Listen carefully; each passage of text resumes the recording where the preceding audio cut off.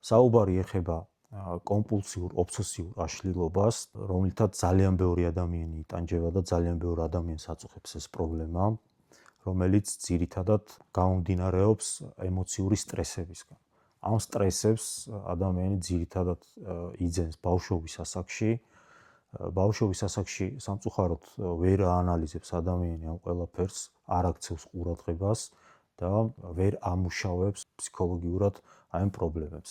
გადაუმუშავებელი სტრესების კომპენსირებას ადამიანი ახდენს სხვადასხვა რიტუალებით, რომელიც ინდივიდუალურად ვლინდება. მაგალითად, ჩემ შემთხვევაში ვლინდება დაბინძურების შეგრძნება, რის კომპენსირებასაც ვახდენ უკვე ხელების ბანით, რომელიც ძალიან დიდხანს გრძელდება და ძალიან ტანჯველია ეს ყოველივე. დიდი ხანია უკვე ამ პრობლემას ვებრძვი, უამრავი მეთოდი ვცადე და უამრავი ტექნიკა და სხვადასხვა ფორმით მკურნალობა, მაგრამ რეალური შედეგი არც ერთმა მცდელობამ არ მომცა, სანამ არ აღმოვაჩინე ადამიანი, რომელიც მეხმარება ამ პრობლემის მოგვარებაში, გადაჭრაში. ეს ადამიანი გახლავთ თემო ნემსიწვერიძე, რომელსაც თავად აქვს გავლილი ეს ძალიან რთული გზა და დაძლეული აქვს, რაც თავარია, დაძლია ეს ყველაფერი და ეხლა ეხმარება ადამიანებს უკვე თვითონ თავის გამოცდილებით ამ ყველაფერში.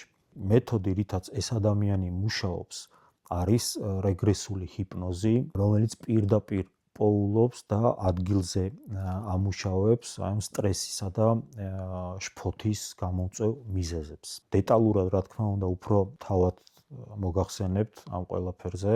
შეგიძლიათ კონსულტაციის სახით თუ გექნებათ კომუნიკაცია თავად თემოსთან, ძალიან კარგად აგიხსნით უფრო დეტალურად, რას მოიცავს და რა ეტაპებისაგან შედგება ეს ყველაფერი. სოციალურ ქსელებში ძალიან ხშირად ვაწყდები ისეთ კომენტარებს, სადაც ერთის მხრივ თავიდან ყველას მოსწონს ეს მკურნალობის ეს მეთოდი და ყველასთვის მისაღებია, მაგრამ როდესაც ფასზე მივა უკვე დეტალები, იქ უკვე ძალიან ბევრი აიგნორებს ამ ყველაფერს და აღარ აქცევს ყურადღებას. მე კი გეტყვით იმას, რომ არანაირი თანხა არ ღირს არაფრად, თუ ეს პრობლემა დარჩა და არ მოგვარდა, იმიტომ რომ ჯანსაღი და ჯანმრთელი ფსიქიკით ცხოვრება გაცილებით ძვირფასია, ვიდრე ნებისმიერი თანხა და ნებისმიერი სხვა რამ.